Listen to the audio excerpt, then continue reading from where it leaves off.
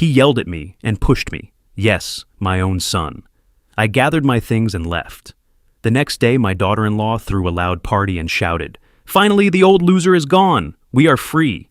They celebrated betrayal, not noticing the justice that was already at the doorstep, because among the crowd of guests, no one saw how slowly the door opened.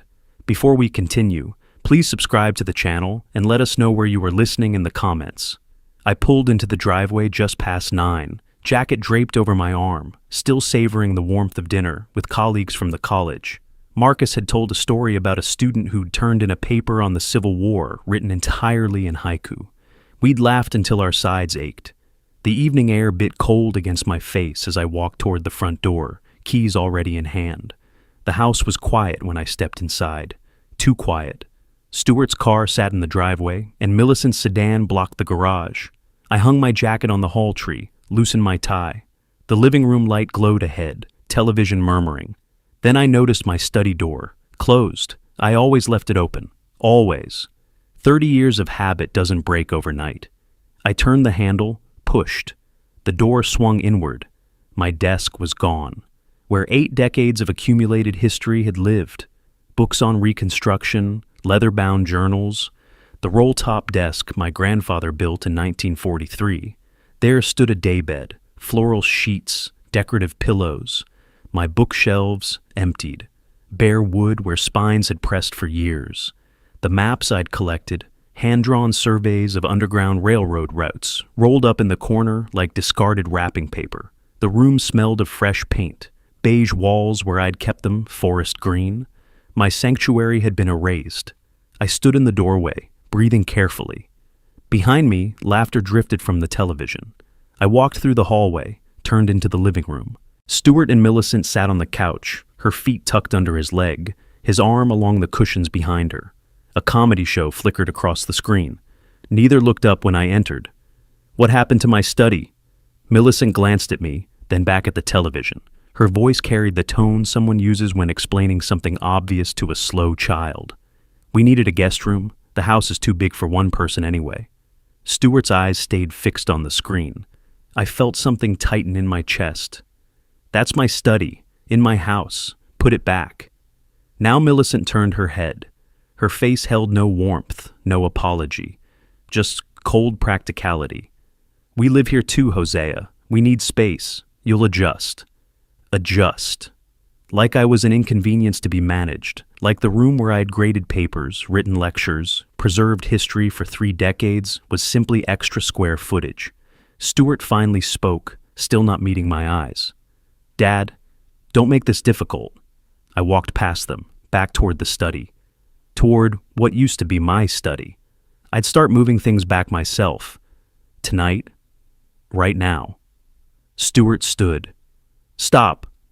I reached for the doorframe. His hand caught my shoulder. "We're not changing it back." I tried to step around him. His grip tightened, pulling me toward him. "Take your hands off me."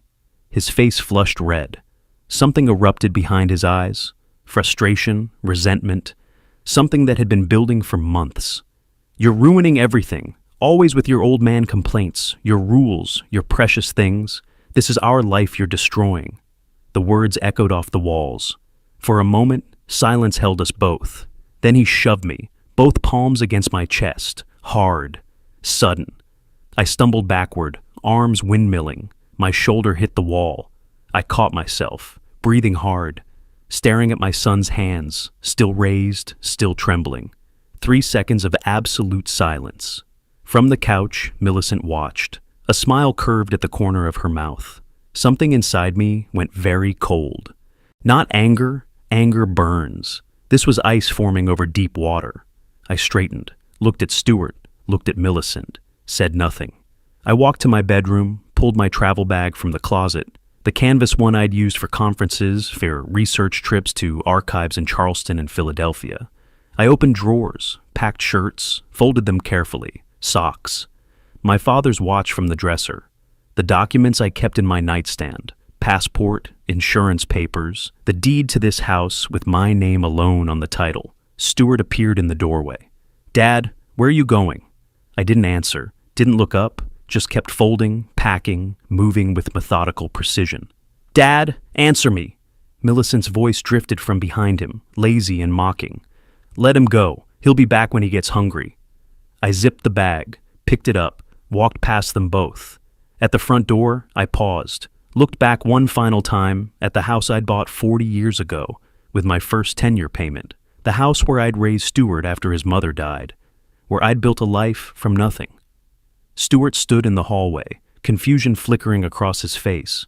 Millicent leaned against the wall, smirking. Victorious. The door closed quietly behind me. I stood on my own porch, my house behind me, the street ahead empty and dark. March wind cut through my shirt. I pulled out my phone, checked the time. 9:47. I scrolled through contacts, stopped at Neil Hunter. Before pressing call, I looked back through the living room window.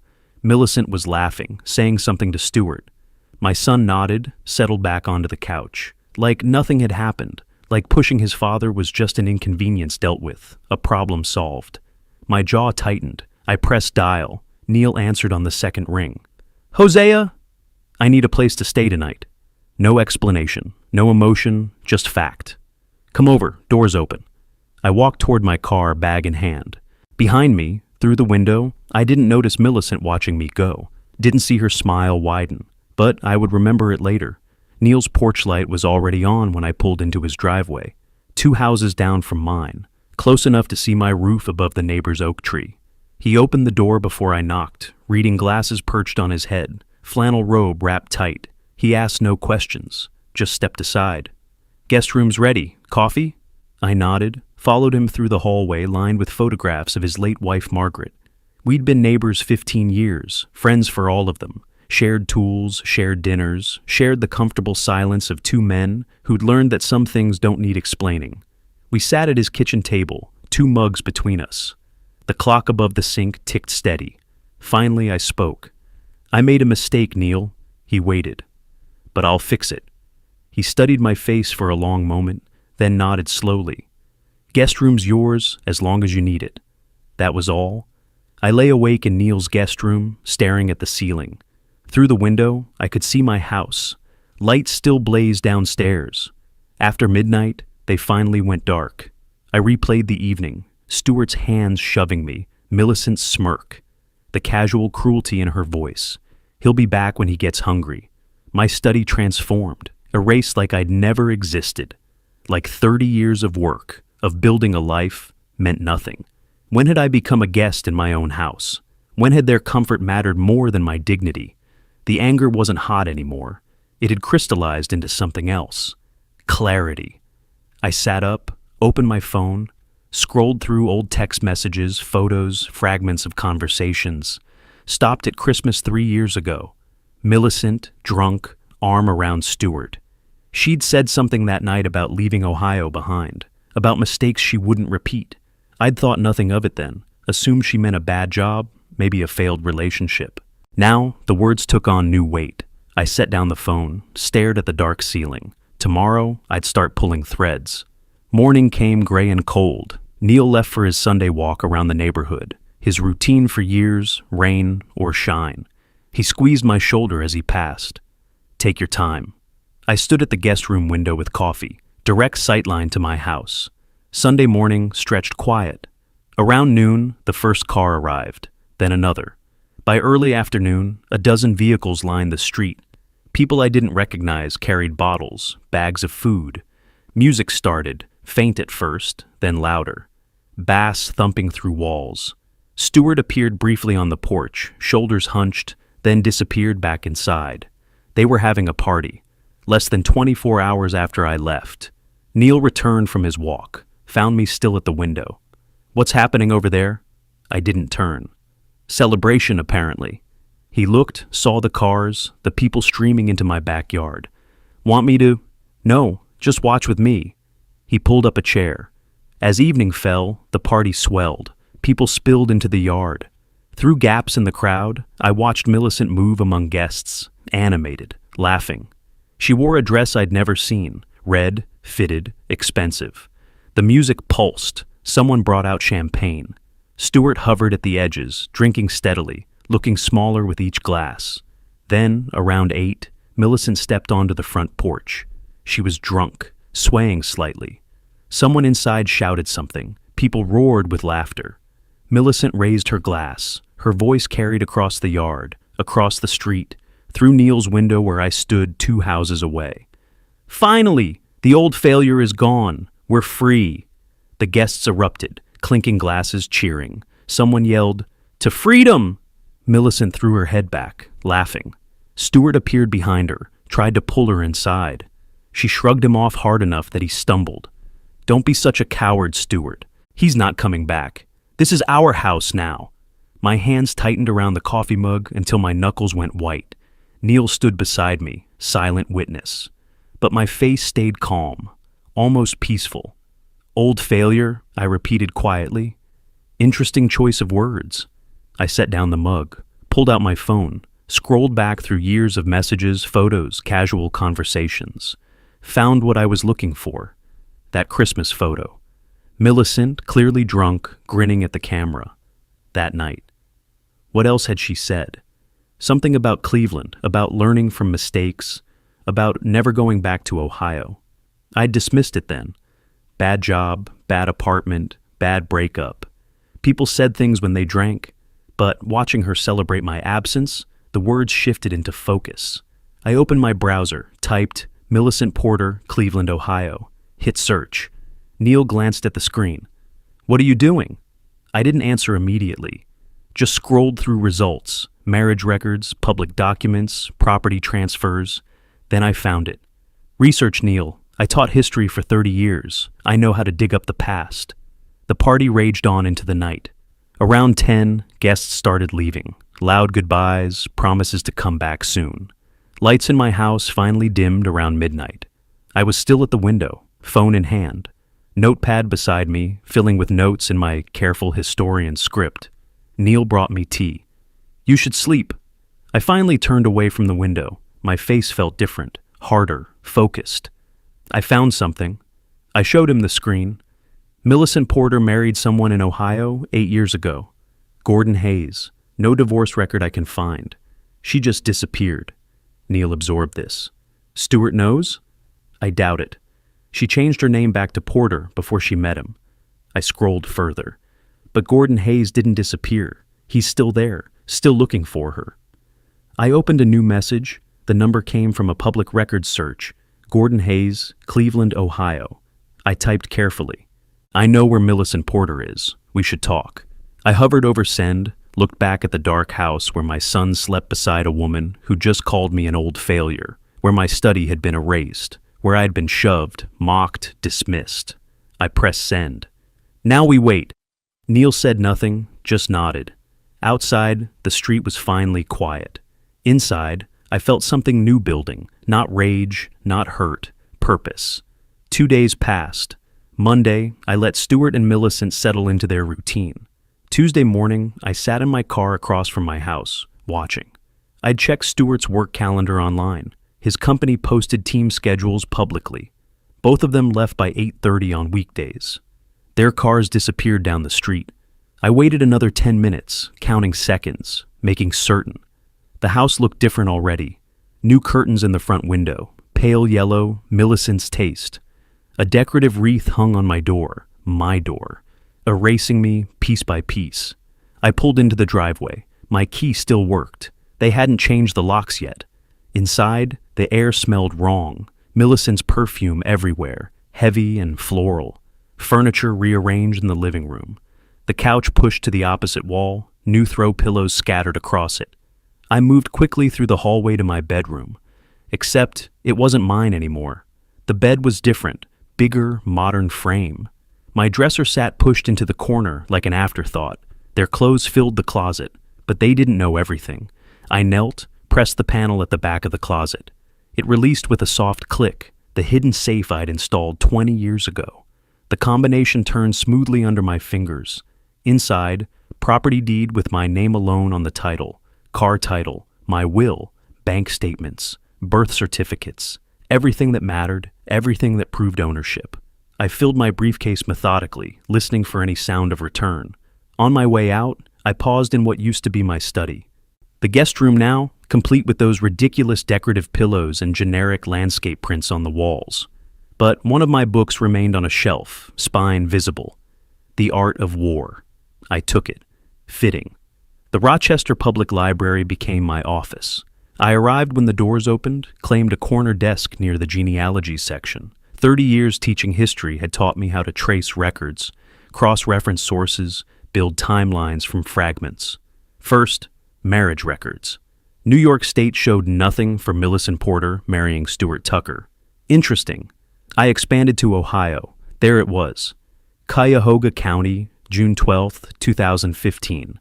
Millicent Ann Porter married Gordon Michael Hayes. I printed the record. My hands shook slightly. No divorce filing in Ohio. I checked New York. Nothing.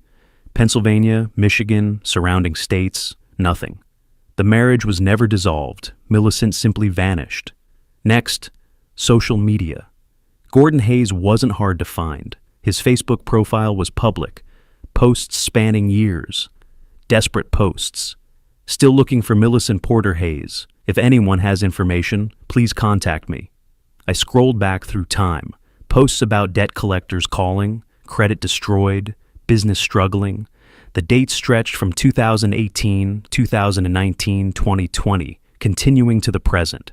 The most recent from 2 weeks ago, 8 years of searching, $85,000 in debt she left me with. I just want justice. I photographed each post with my phone. This wasn't just leverage, this was a weapon. Each evening I spread documents across Neil's guest room desk. He brought dinner without asking questions, but his eyes lingered on the papers, marriage certificates, printed Facebook posts, my notes in precise handwriting. "You're building something," he observed. I nodded. A case, like a historical argument, evidence, sources, narrative. I created a timeline on legal paper. 2015, Millicent marries Gordon in Cleveland. 2017, she disappears, moves to Rochester, reverts to maiden name Porter. 2018, she meets Stuart through work. 2019, they marry, except she's already married, making their union invalid. 2020 through 2025, she builds a life on top of a lie. She's a ghost, I told Neil, living under false pretenses, but ghosts can be exposed. Neil picked up the marriage certificate, studied it. "What are you going to do with this?" My answer came easily. Remind her that the past doesn't stay buried. Thursday evening, 1 week after leaving my house, I drafted the Facebook message to Gordon Hayes, rewrote it 3 times. The tone needed to be right, informative, not threatening, clear, not desperate. Final version. "Mr. Hayes, my name is Hosea Tucker. I live in Rochester, NY. I believe I've found Millicent Porter. She's been living here for 8 years under her maiden name. I'm not asking for money or making threats. I'm offering information because I believe you deserve closure. If you're interested in discussing this, I can provide proof of her location and current circumstances. This concerns me personally.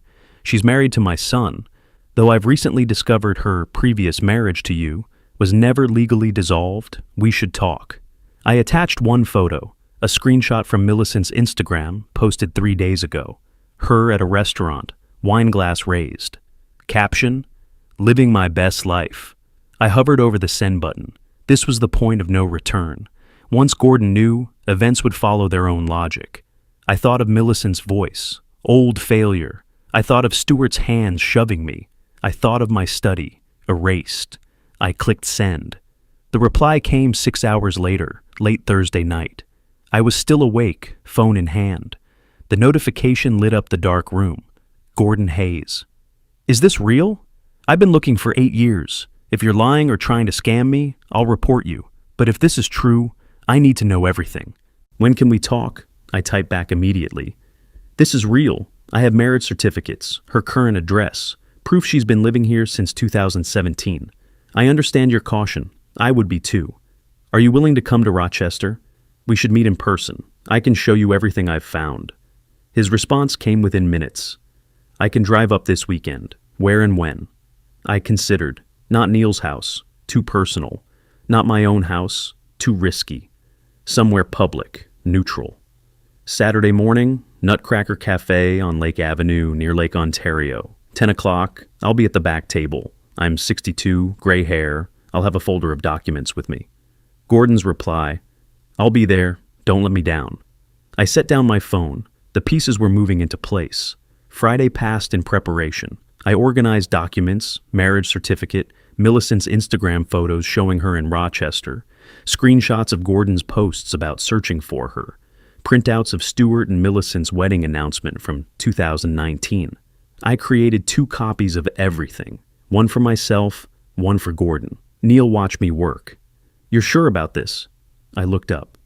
I've never been more certain of anything. That night, I drove past my house one more time. Lights blazed inside.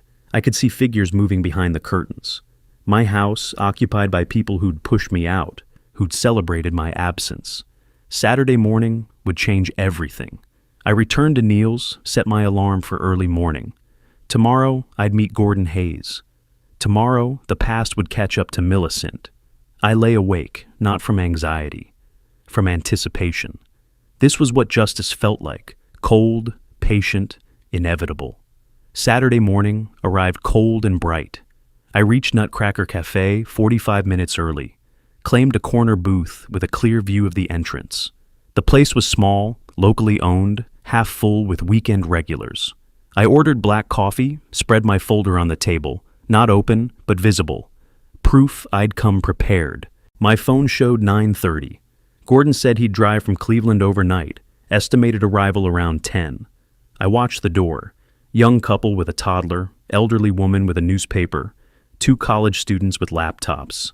None of them Gordon. At 9:55, a man entered who matched the Facebook photos but looked worse. Thinner, harder edges, exhaustion carved into every line of his face. Mid-40s but appearing a decade older. He scanned the cafe, spotted me, the folder. Our eyes met. Gordon nodded once. I gestured to the empty seat across from me. He slid into the booth without preamble. Show me proof. No greeting, no handshake. His voice was rough, like he hadn't slept. Probably hadn't, driving 6 hours through the night. I respected the directness. I opened the folder, slid the marriage certificate across the table. Cuyahoga County, Ohio, June 12, 2015. Millicent Ann Porter and Gordon Michael Hayes. Gordon picked it up with shaking hands, stared at it. Where did you get this?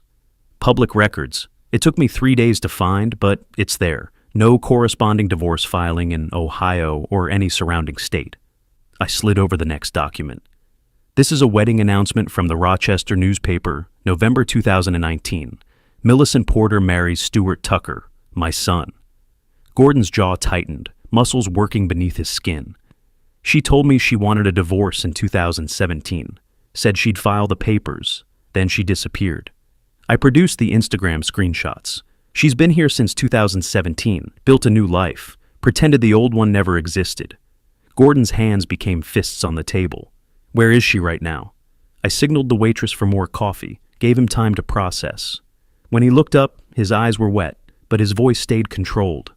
We met in 2014. She was charming, ambitious, talked about starting a catering business. I believed in her. We got married fast, too fast, I see now. He paused, accepted the coffee, took a long drink.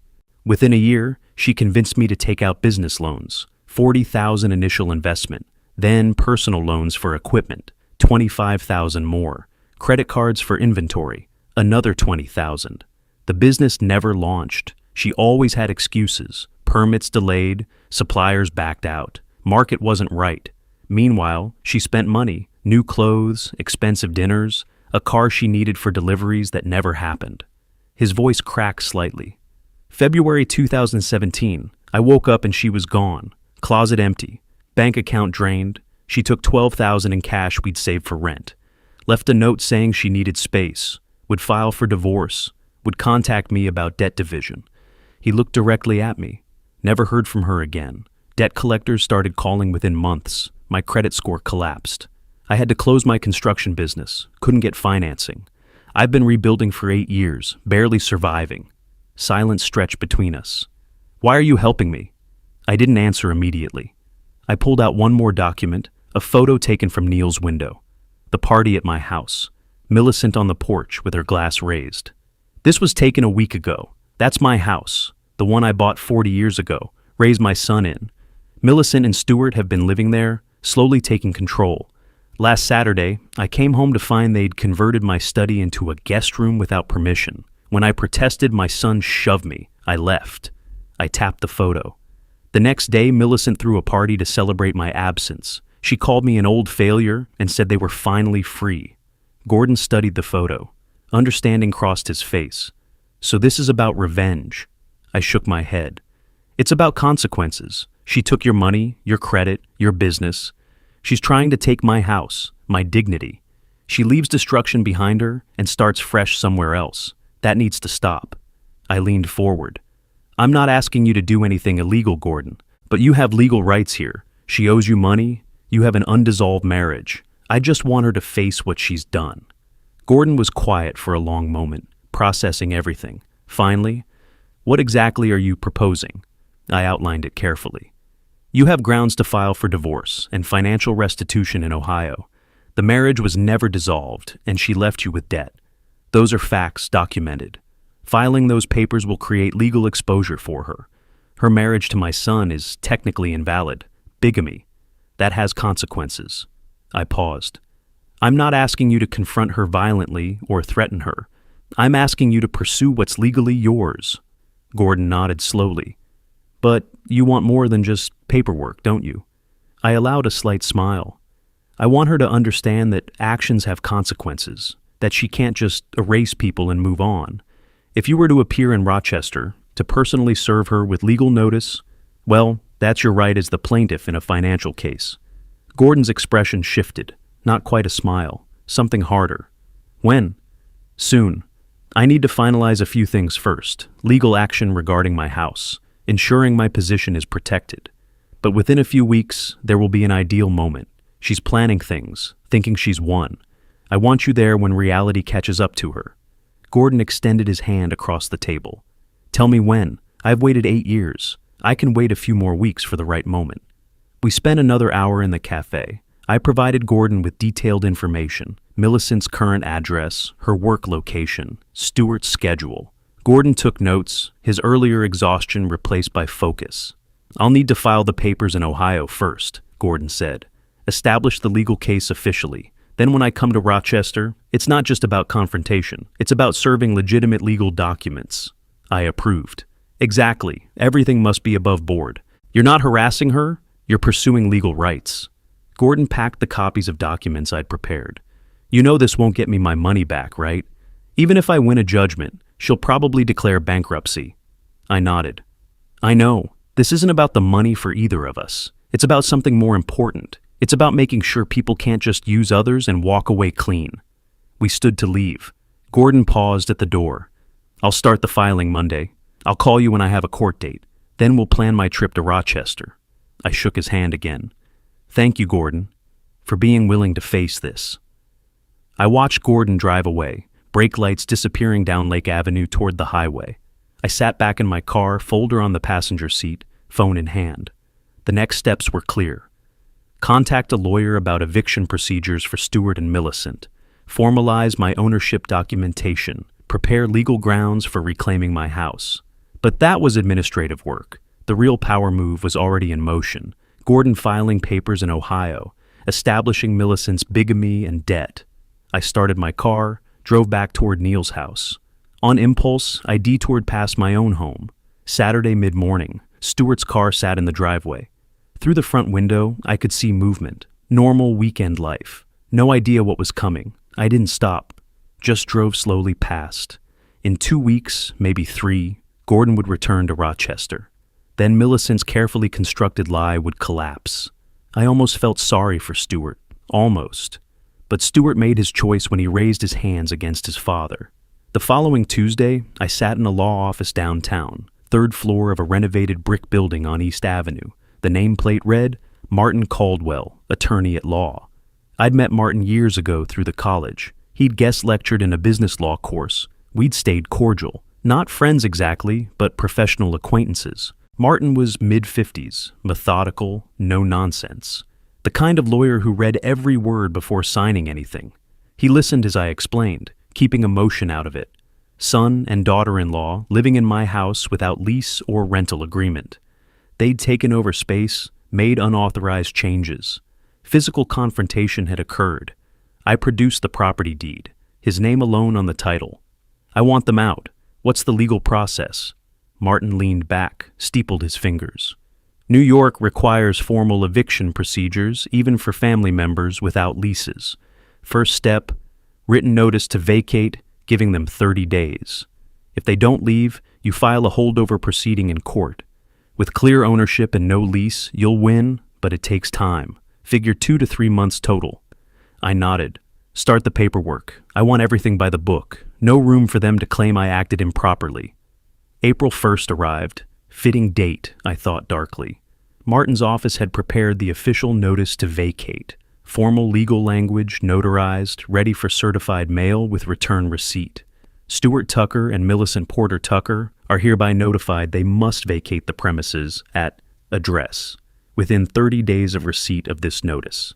Failure to comply will result in legal eviction proceedings. I stood at the post office counter, holding the envelope. This was the formal declaration of war. No ambiguity. I handed it to the clerk, watched her stamp it, got the tracking number. The notice would arrive tomorrow, Wednesday. I imagined Millicent's face when she opened it. Stuart's panic. Good. Let them feel uncertainty for once. That evening, Neil mentioned casually over dinner. Ran into the Hendersons today. They live 2 doors past your place. Said Millicent told them you'd moved out permanently, that you and Stuart agreed you'd turn the house over to them. My fork paused midair. Is that so? Neil nodded. She's telling everyone the house is theirs now. Even had some interior designer over yesterday. Heard them discussing paint colors for the living room. My expression didn't change, but inside, cold satisfaction settled. Let her get comfortable. The fall would be harder. Over the next 2 weeks, I developed a routine. Stuart's work schedule was predictable. Left at 8, returned around 6. Millicent worked from home most days, but had client meetings downtown Tuesdays and Thursdays. Those were my windows. The spare key still worked, the one I'd hidden in the garage behind a loose board, installed years ago for emergencies. They never found it. First visit, I walked through my own house like a stranger casing the place. The living room furniture was completely rearranged. My old leather chair, the one I'd read in for 20 years, relegated to the basement. New artwork hung on walls, my family photos removed. In the master bedroom, my belongings sat boxed in the closet corner, like storage for eventual disposal. I photographed everything with my phone, changed locks on the study door. They'd finally locked it after taking it over. New paint throughout. Their possessions spread through every room. In the kitchen, I opened cabinets, expensive cookware I'd never bought. I checked the mail on the counter, renovation estimates from contractors, $15,000 for kitchen updates, $8,000 for bathroom remodeling. They were planning to spend my equity. I photographed those too. Second visit, I found Millicent's laptop open on the dining table. She'd forgotten to close it before leaving. I shouldn't look, but strategic advantage mattered. Email open to a message from a realtor. Great to meet you. Attached is the market analysis for your property. Current value estimated at $420,000. Let me know when you're ready to discuss listing strategy. My blood ran cold. She was planning to sell. My house. I photographed the screen. Stuart called repeatedly after the eviction notice arrived. First message, Wednesday evening. Dad, what is this? A legal notice? We need to talk. This is crazy. Call me back. I deleted it. Thursday. Dad, please. Millicent is upset. We don't understand why you're doing this. We can work something out. Just call me. Delete. Friday. This is ridiculous. You can't just kick us out. We've been living here for 3 years. We have rights. Call your lawyer off. The tone shifted. Desperation to anger. I didn't respond to any of them. On Saturday, Stuart appeared at Neil's door. I listened from the kitchen while Neil answered. Is my father here? I need to talk to him. Neil's voice stayed carefully neutral. Hosea is staying with me, yes, but he doesn't want to see you right now, Stuart. This is insane. Over a stupid argument, he's trying to make us homeless. That's between you and him, and your lawyers, apparently. Stuart's voice cracked. Will you at least tell him to call me, please? Neil paused. I'll tell him you stopped by. That's all I can do. The door closed. I remained in the kitchen, unmoved. Stewart had his chance to be reasonable. That chance ended when he raised his hands. I updated Gordon weekly via encrypted messages. Gordon's suggestion, cautious after years of searching. Notice served April 1st. They have 30 days to vacate. Millicent is telling neighbors I abandoned the house voluntarily. She's also planning renovations and potentially selling the property. Gordon's response, filed divorce papers in Ohio April 5th. Court date set for preliminary hearing May 15th. Also filing for debt restitution. $85,000 plus interest. Total claim, $127,000. When do you want me to come to Rochester? I considered timing. The eviction notice expired May 1st. If they didn't leave, and they wouldn't, I'd file court papers May 7th. Hearing would be scheduled for late May or early June, but there was opportunity before that. Wait for my signal. Something's developing that might create the perfect moment. Days later, Neil provided it. Henderson's mentioned Millicent invited them to a party, April 25th, Friday evening, celebrating the house officially being theirs, apparently. I read the message twice. A party, a celebration. Perfect stage for Gordon's entrance. I messaged Gordon immediately. April 25th, evening. Be ready to drive to Rochester that day. I'll send you the exact time. The week before April 25th, I made final visits to my house. Tuesday, I verified the spare key still worked. It did. Thursday, I observed Millicent meeting with a caterer, discussing menu options for 30 to 40 guests. She was spending money freely, my money, I realized. She had access to Stewart's accounts, which Stewart funded partly by not paying me any rent for 3 years. The mathematics of betrayal. Friday, 1 week before the party, I called Gordon. Next Friday, April 25th, she's throwing a party at my house, celebrating taking it over. Arrive around 8 in the evening. The address is... I provided it. Walk in. The door will be unlocked with guests coming and going. Find Millicent. Tell her who you are and why you're there. I'll be watching from across the street. Gordon's voice was tight with anticipation. 8 years I've waited. 1 more week won't kill me. Gordon, I added, remember, nothing illegal. You're there to inform her about the Ohio court case. That's all. I understand, but she's going to know the past caught up to her. I allowed myself a small smile. That's exactly the point. April 25 arrived. Friday morning, I woke at Neil's house, calm and focused.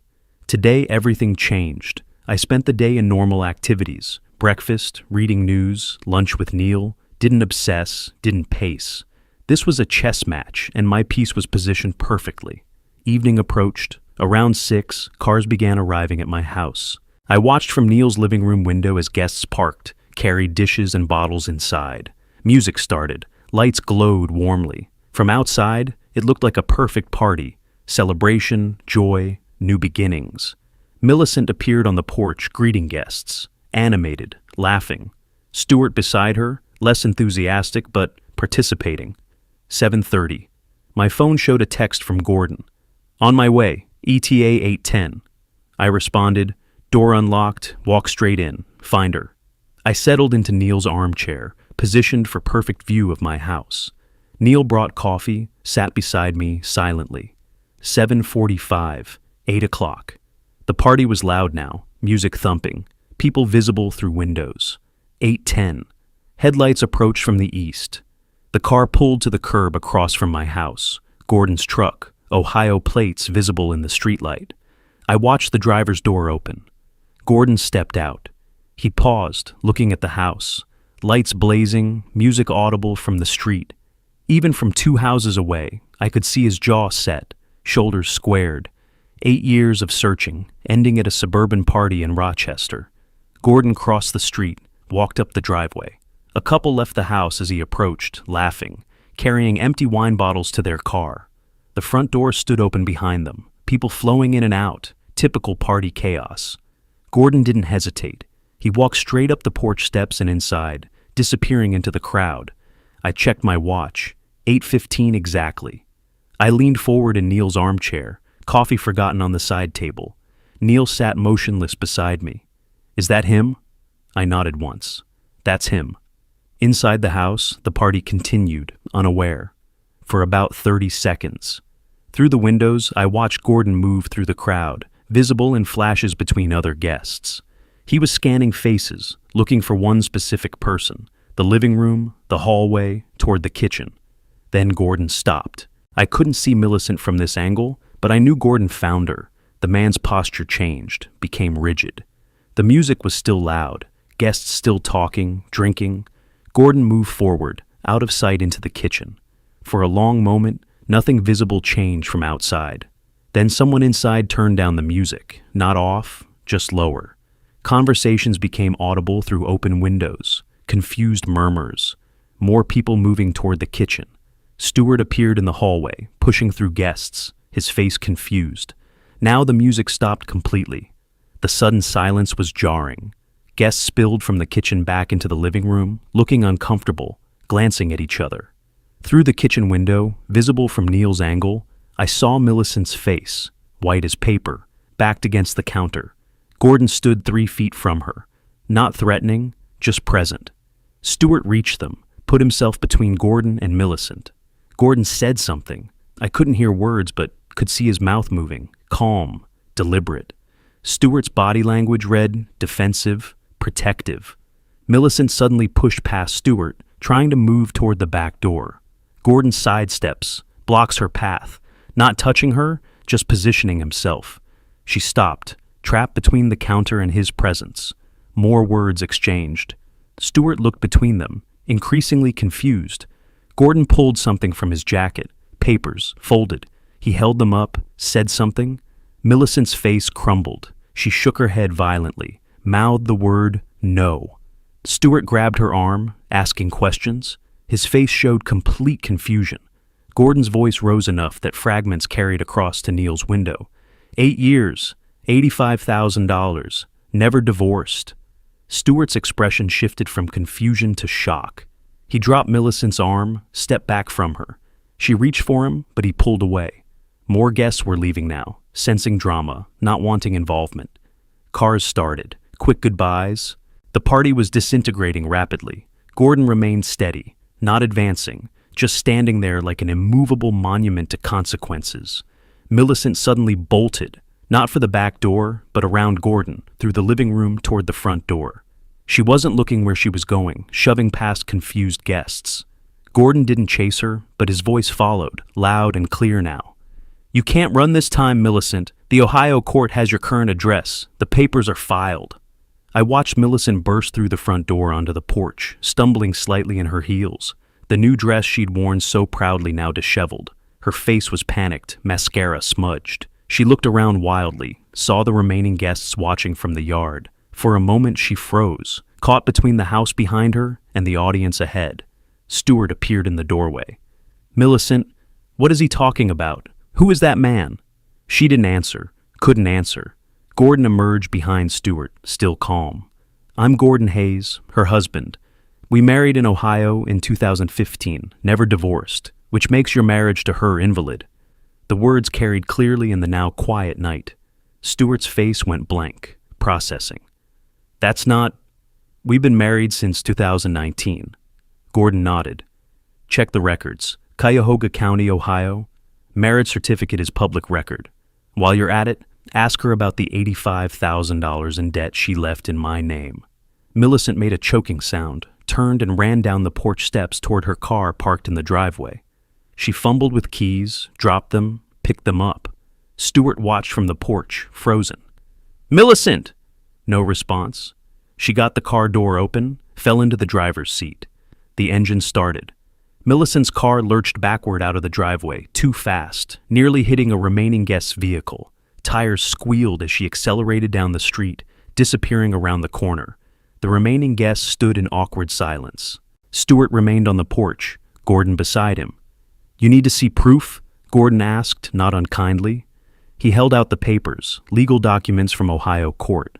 Stewart took them with shaking hands, scanned them under the porch light. His face went gray. This is real. It wasn't a question, Gordon nodded. Filed 2 weeks ago. Preliminary hearing is May 15th. She owes me money, she owes me 8 years of my life, and legally, she's still my wife. Stewart looked up. Why now? Why here?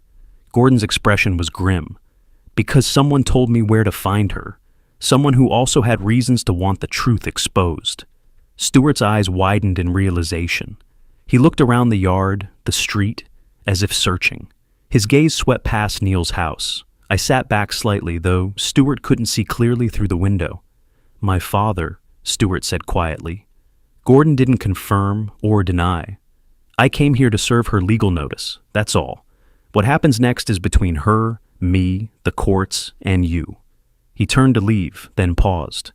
"For what it's worth, I'm sorry you got caught in her web too. But you should know who you're really married to.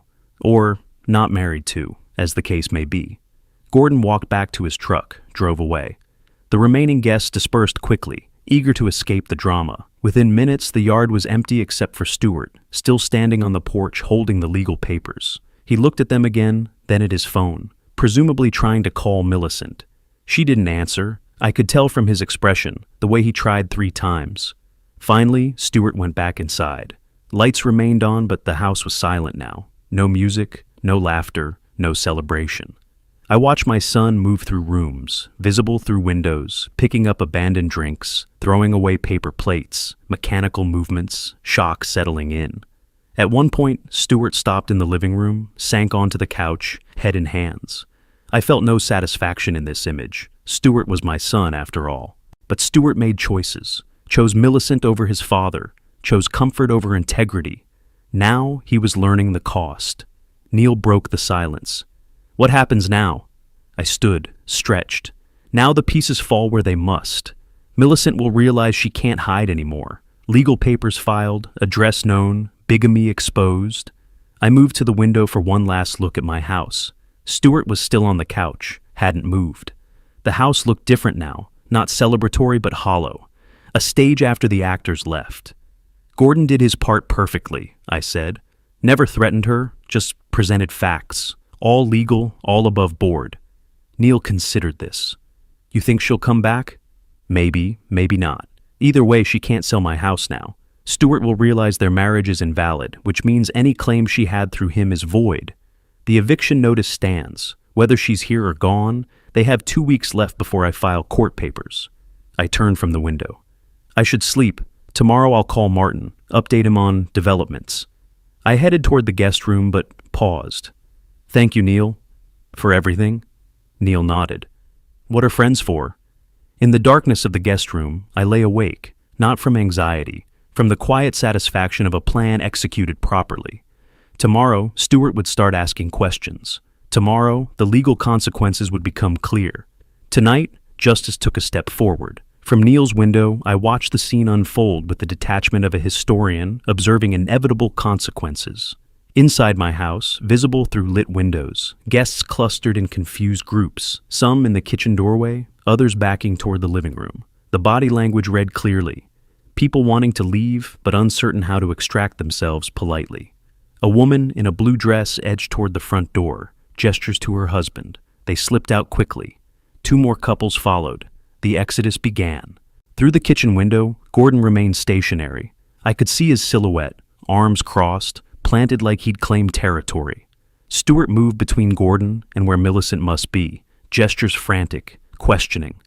Then, Millicent appeared, pushing past Stuart toward the back of the house. Not the front door where guests were leaving, but the back, toward the rear exit, the yard, escape. Gordon turned, followed her trajectory through the house.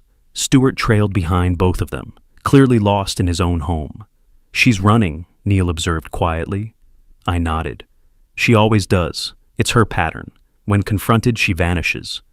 We watched the back door burst open. Millicent exploded into the backyard, stumbling in her heels on grass. Her new dress, the one she'd worn so proudly hours ago, caught on a rose bush. She yanked free without stopping, leaving fabric behind. Her car was parked on the side street, access through the back gate. Gordon emerged behind her, not running, walking deliberately. His voice carried across the yards, loud enough for neighbors to hear, for me to catch fragments. 8 years, Millicent! You can't hide anymore!" She reached the gate, fumbled with the latch. Her hands shook too badly.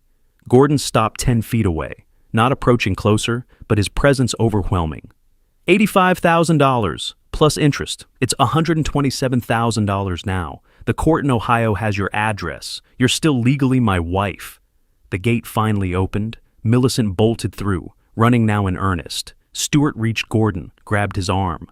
"What are you talking about? Who are you?" Gordon shook him off, not rough, but firm. "Ask her. Ask your wife about Cleveland, about the business loans she took in my name, about the marriage she never ended." Stewart's face showed comprehension dawning, horror replacing confusion. Gordon raised his voice toward Millicent's retreating figure. "The lawsuit is filed. You can run to California, and it won't matter. The legal system found you." I couldn't see the side street from Neil's window, but I heard the car engine start, tires squealing, Millicent fleeing into the night. Stewart stood in the backyard, frozen. Gordon walked back toward him, movements controlled, no longer pursuing. The remaining party guests trickled through the house and out the front door. Quick departures, murmured excuses. Within minutes, the yard was empty except for Stewart and Gordon. Stewart's voice rose, angry now. "You can't just come into my house and—" "Your house?" Gordon interrupted. "This is Hosea Tucker's house. Your father owns it. And I didn't break in. The door was open. Party in progress. I'm here serving legal notice to someone who owes me 8 years of my life and 6 figures in debt." Stewart had no response. Gordon continued, calmer. "I filed divorce papers 2 weeks ago in Ohio, filed for financial restitution. The preliminary hearing is May 15th. Your wife, or not your wife, since she never divorced me, will need to appear or face default judgment." He pulled documents from his jacket, handed them to Stewart. "Everything's in there. Marriage certificate from 2015, loan documents in my name, her signature on everything, then her disappearance in 2017. Stewart took the papers like they were contaminated. "Why now? Why this way?" Gordon's expression hardened. "Because someone finally told me where to find her. Someone who apparently had his own reasons to want the truth exposed." Stewart's eyes widened. He looked around the yard, toward neighboring houses. His gaze swept across Neil's home. I instinctively leaned back from the window, though the angle and darkness made me effectively invisible. "My father," Stewart said, voice hollow. "He did this." Gordon didn't confirm or deny, just shrugged. "I came here to serve notice. What happens next is between Millicent, the Ohio courts, and you. But you should probably get a lawyer. Your marriage is invalid if she never divorced me. That affects property rights, legal standing, a lot of things." He turned toward the front of the house, heading for his truck, paused at the corner of the building. "For what it's worth, I'm sorry you got tangled in her mess. You're not the first person she's used, and you probably won't be the last. But now you know the truth. What you do with it is your business." Gordon disappeared around the house. Moments later, I saw him walk past Neil's window, toward where his truck was parked. Get in, drive away. Stewart remained in the backyard, illuminated by the porch light, holding the papers. He looked at them, looked at his phone, dialed, waited. No answer. Millicent wasn't taking calls. He tried again. Finally gave up, walked back into the empty house. The house fell silent. Lights remained on, but no movement for several minutes. Then Stewart appeared in the living room window, moving mechanically, picking up abandoned cups, plates, bottles. The detritus of a celebration that imploded. He stopped in the middle of the room, looked at his phone again, typed something, text message presumably, waited for response. Nothing. He sank onto the couch, the same couch where he and Millicent sat confidently just hours ago. His head dropped into his hands. From this distance, I couldn't see if Stewart was crying, but the posture suggested it. Broken? Neil broke the long silence. "Your son looks destroyed." I didn't move from the window. He chose this. He chose her over me, chose to believe I was the problem. Neil's voice was gentle. "He's still your son." "I know," I replied, and there was the first hint of something other than cold satisfaction in my voice.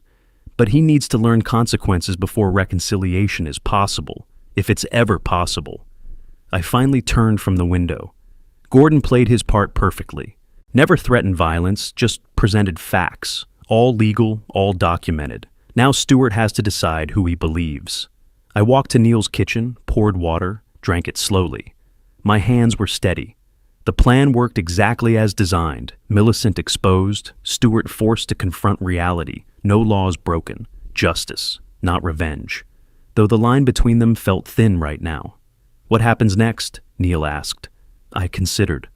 "Millicent won't stay gone long. She has nowhere to go. All her connections are here, her job, her things.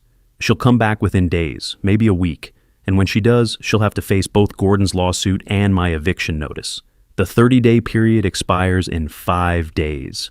I set down the glass. Tomorrow I'll call Martin, have him ready the court filing for eviction. Stewart and Millicent have 5 days to vacate voluntarily. They won't, which means we go to court. Neil nodded slowly. Through the window, Stewart's house remained lit but lifeless. A stage after the performance, waiting for Act 2. I headed toward the guest room, but paused. First blood is drawn. Now we see who's still standing when the dust settles. Morning light filtered through Neil's guest room curtains. I woke early, checked my phone. No messages. I dressed, made coffee in Neil's kitchen, sat at the table with a clear view of my house. Stewart's car still in the driveway.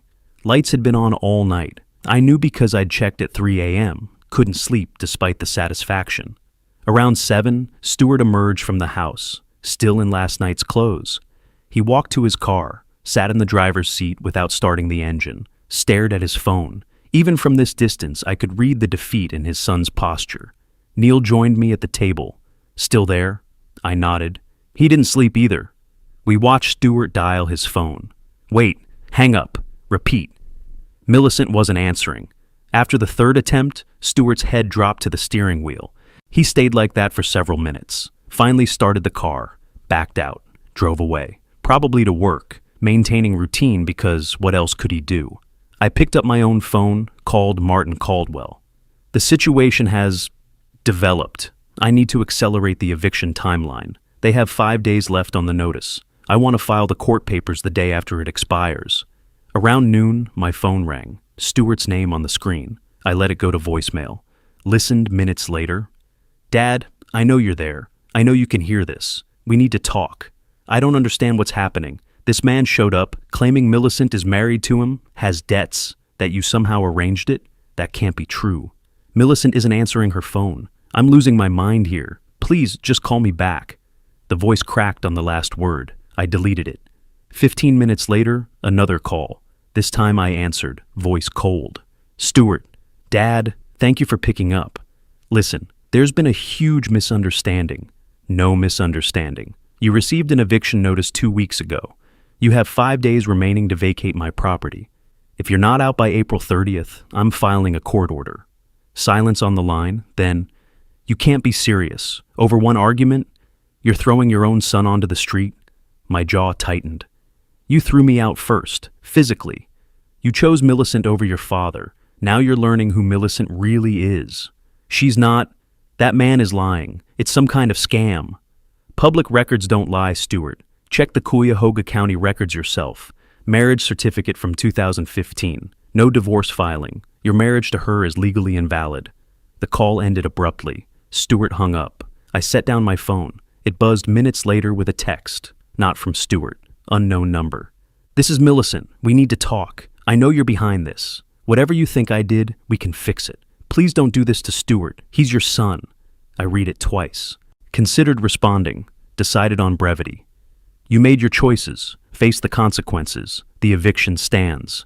Her response came quickly. I need time. The situation is complicated. Give us 60 days. 30-day notice was given April 1st. The law doesn't negotiate. Please, Stewart doesn't deserve this. My fingers hovered over the keyboard, finally typed, You should have thought about what Stewart deserves before committing bigamy and fraud. You have until April 30th.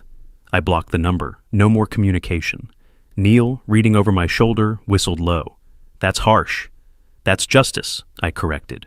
She had every opportunity to be honest. Instead, she built a life on lies and tried to steal my house. I stood, paced. She's not back yet, but she's reaching out. That means she's weighing her options. 5 days later, April 30th arrived. The eviction notice expired at midnight. I sat at Neil's window in the evening, watching my house. Around 7 p.m., a car pulled up. Not Millicent's usual vehicle, something older. She got out, moved quickly to the front door. She carried a small bag, not the luggage she'd need for permanent departure. She'd been staying somewhere local, probably a hotel or a friend's place. Stewart's car was already there. He'd come home from work an hour ago. Through lit windows, I watched them in the living room, Millicent gestured frantically. Stewart's posture was closed, defensive. She reached for him. He stepped back. The argument was silent from this distance, but the body language screamed conflict. After 20 minutes, they both sat, facing each other. More talking. Millicent pulled out her phone, showed Stewart something. He shook his head. She tried again. He stood, walked away. She followed. The dance continued for an hour. Finally, they seemed to reach some accommodation. Both sank onto the couch, exhausted. She came back, Neil observed. I didn't think she would. I watched them. She has to. Her job is here, her life, and she probably thinks she can still salvage this. Convince Stewart I'm the villain, ride out the eviction, and then rebuild. My phone buzzed. Text from Martin Caldwell. Notice period expired. Filing court papers first thing tomorrow morning. Hearing will likely be scheduled within 2 weeks. The following week crawled forward. May 1st, Martin filed the eviction petition with Rochester City Court.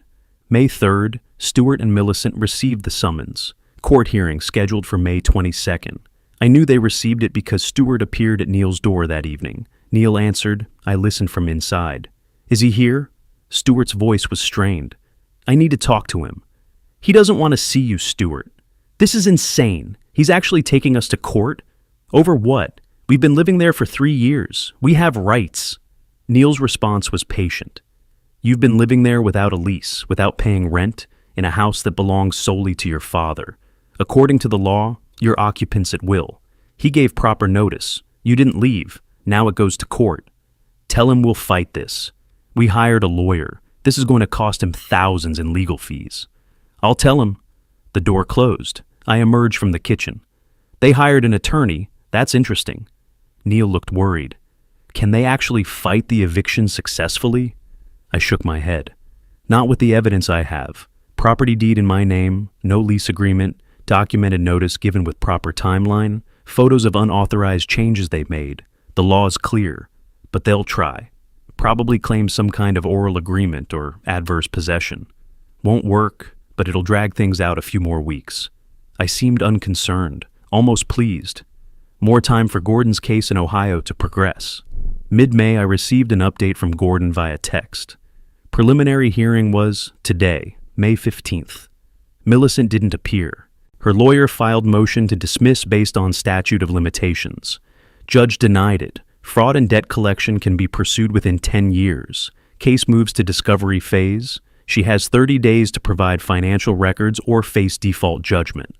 I forwarded the message to Stewart's phone. Blocked number, but the message went through.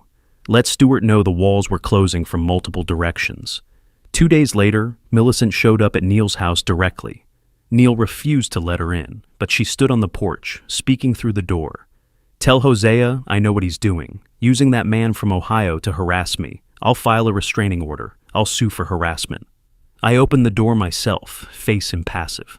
Gordon Hayes has every legal right to pursue the debt you left him with. That's between you, him, and the Ohio courts. I haven't harassed you. I've simply exercised my legal right to reclaim my property. You orchestrated this entire thing. I provided factual information to someone who was searching for you. The consequences are yours, not mine. She stepped closer. Stewart is falling apart. He can barely work. You're destroying your own son to get to me. My expression hardened, but something flickered behind my eyes. Stewart destroyed himself when he chose your lies over his father's dignity, when he raised his hands against me. He apologized for that. He's tried to apologize. Actions have consequences, Millicent. You've spent your whole life running from them. Stewart enabled you. Now you both face reality. I started to close the door. She blocked it. What do you want? Money? I'll pay you rent. Back rent for 3 years. Just drop the eviction. I want my house back. I want my life back. You can't buy that. Please. The word was desperate. Stewart is talking about ending things with me. Your plan is working. You're getting everything you wanted. Just stop now. I paused, and for the first time since this began, uncertainty crossed my face. Neil was watching from inside, the image of Stewart on the couch, head in hands. Broken? My son. My voice was quieter. The court hearing is May 22nd. If you're not out by then, the judge will order you removed. That's the timeline. What you do with it is your choice. I closed the door. Millicent stood on the porch for a long moment, then left. I returned to the living room. Neil said nothing, but his expression asked the question. "I'm not backing down," I said, but my voice lacked the earlier cold certainty. "She's manipulating you, using Stuart as leverage." "I know what she is." I sat heavily. "But Stuart, I saw him that morning, in his car. He looked—" I didn't finish. Neil sat beside me. "Like you broke him?" I didn't answer. Outside, evening deepened. My house, their house, the contested space, glowed with warm light. Inside, Stuart and Millicent were presumably preparing for the court battle. Inside here, I confronted the reality that justice sometimes cuts both ways, that my son was collateral damage in this war. "The hearing is in 5 days," I finally said. "After that, it's out of my hands. The judge decides." Neil nodded slowly, but both men knew that wasn't quite true. The judge would rule based on law, and the law was clear. I would win. The question was what that victory cost. The 5 days passed in tense preparation. June 5th arrived overcast, appropriate weather for Judgment Day. I dressed carefully that morning at Neil's house, suit and tie, the uniform of respectability. Drove to Rochester City Court downtown, arrived 30 minutes early. Martin Caldwell met me in the lobby, leather briefcase in hand, confident expression. "Everything's in order, property deed, eviction notice with proof of service, photographs of unauthorized modifications, Neil's written statement about the physical altercation. Their lawyer will argue implied permission or oral agreement, but without documentation, they have nothing." We entered courtroom 3B. Stuart and Millicent were already seated at the defendant's table with their attorney, a young woman, mid-30s, expensive suit but nervous energy. Stuart looked hollow, 20 pounds thinner than 2 months ago. Millicent sat rigid, face carefully blank. She didn't look at me when I took my seat across the aisle. The judge entered, Judge Patricia Brennan, mid-50s, reputation for no-nonsense rulings. Case number 2025 CV 38847, Tucker versus Tucker and Porter. Plaintiff's eviction petition. Counselors, are we ready to proceed?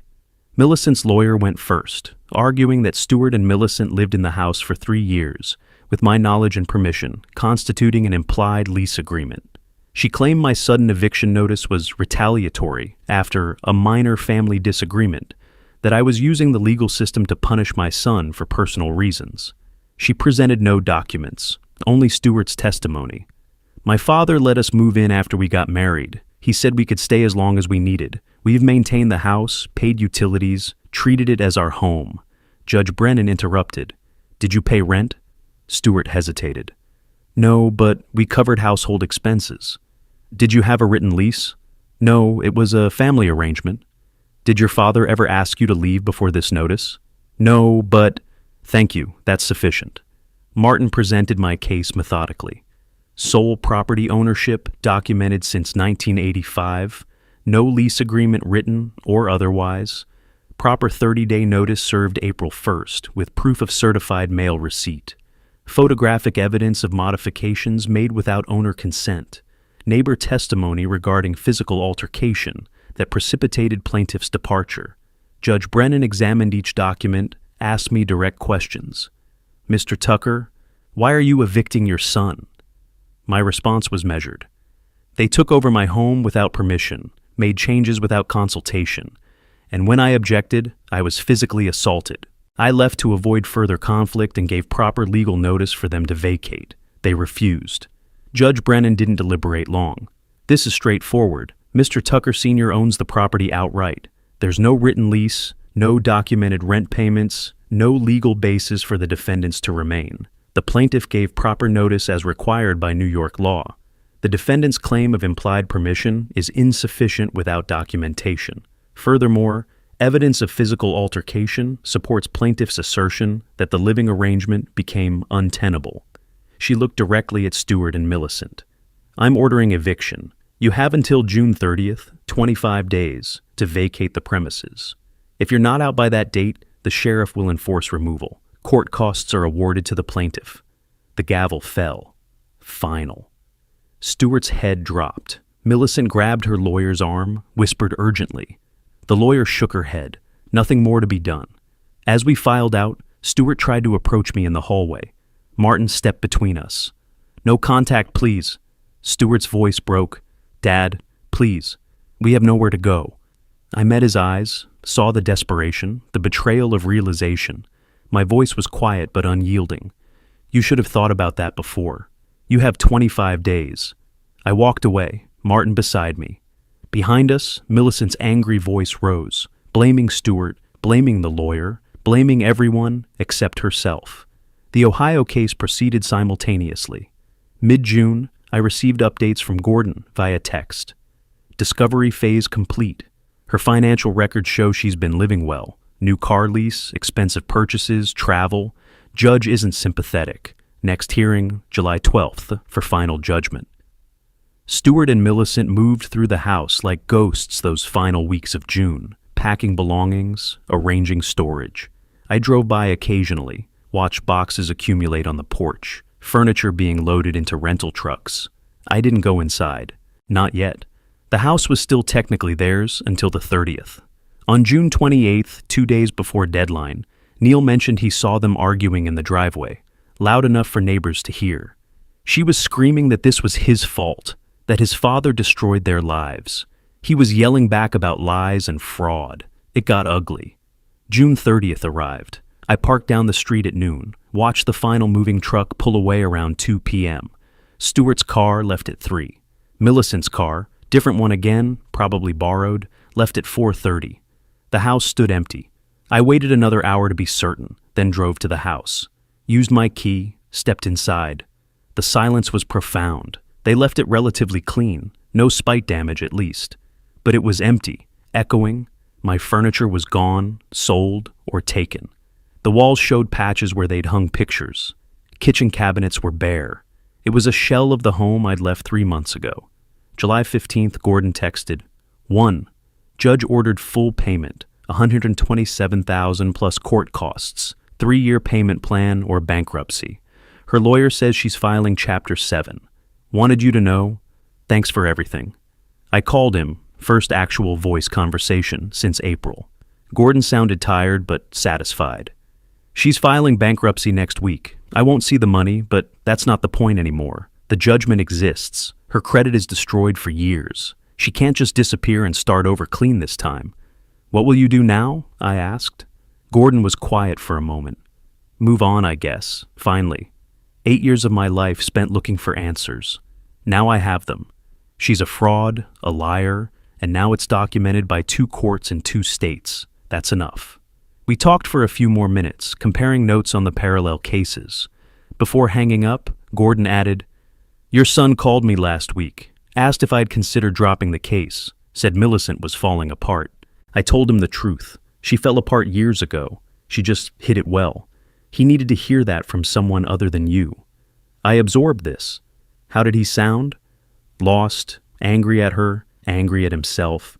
Maybe there's hope for him yet. After the call ended, I sat with that thought. Maybe. Early August, I learned through Neil's neighborhood network that Stuart rented a small apartment across town, 1 bedroom in a complex near the highway. Millicent left Rochester entirely. Neil heard from someone who heard from someone that she went to her parents upstate, then to California to stay with her sister, running again. New state, new start. Stuart filed for divorce immediately, or annulment technically, since their marriage was invalid from the beginning. The paperwork arrived as notification to me as an interested party. Stuart listed my address as his permanent residence history. The document was dry, legal language, marriage void ab initio due to existing undissolved prior marriage of respondent, Latin phrases for betrayal. August 1st, I received formal notice that Millicent Porter filed Chapter 7 bankruptcy in Western New York District Court. Assets, minimal, debts, $143,000, including the Ohio judgment. Discharge except for the court-ordered restitution, which technically survives bankruptcy, but she'll never pay. Gordon was right. The judgment itself is the victory. On paper, official permanent record. Millicent Porter is a fraud. August 10th, I began preparations to move back into my house. I'd been living at Neil's for nearly 5 months, long enough to feel displaced from my own life. Tomorrow I'd return home, reclaim my space.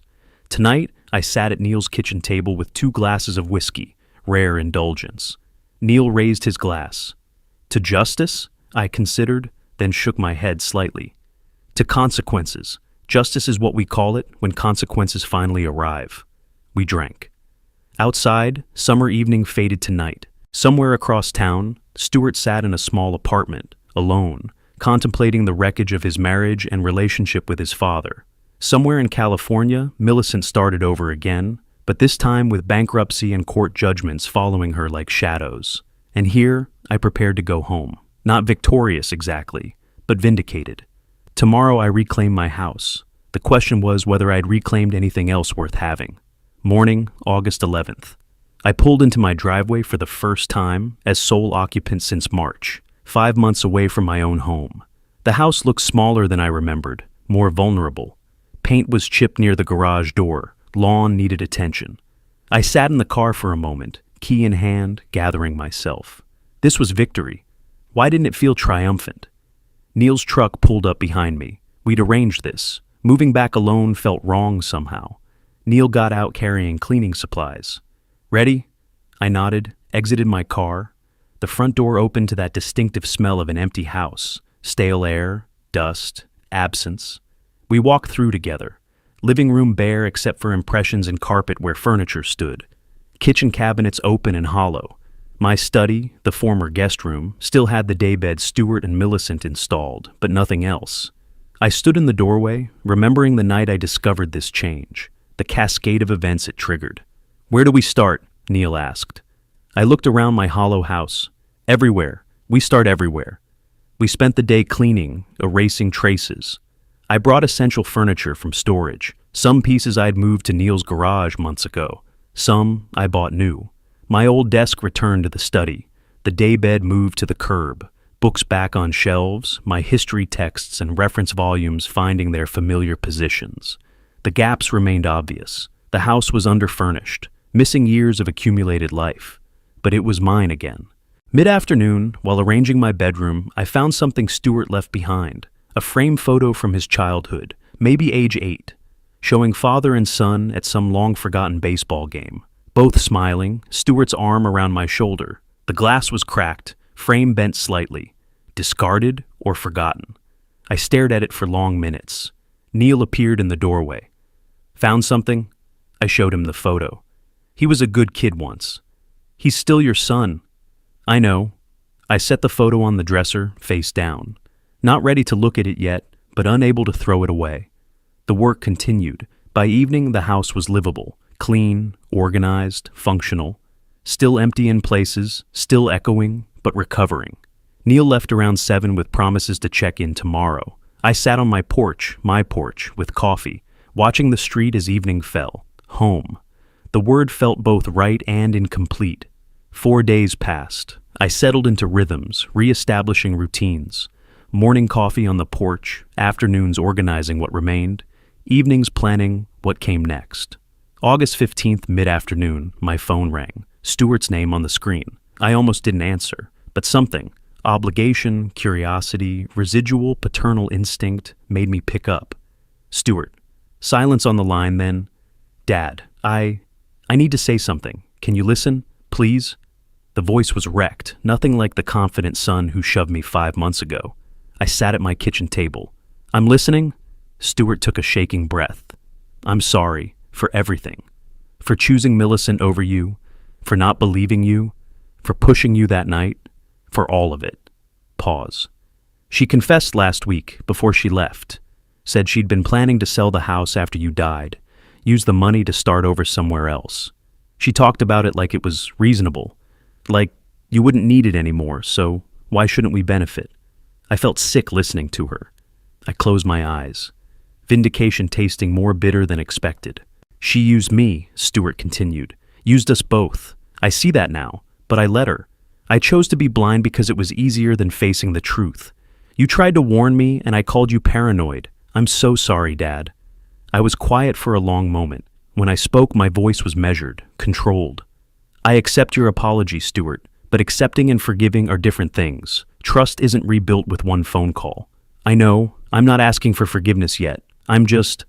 I wanted you to know I understand now. What she was, what I enabled. Stuart's voice cracked. I lost everything. My marriage, well, it was never real anyway. My home, my relationship with you, my self-respect. I look at my life and I don't recognize it. That's called consequences, I said, not unkindly. You made choices.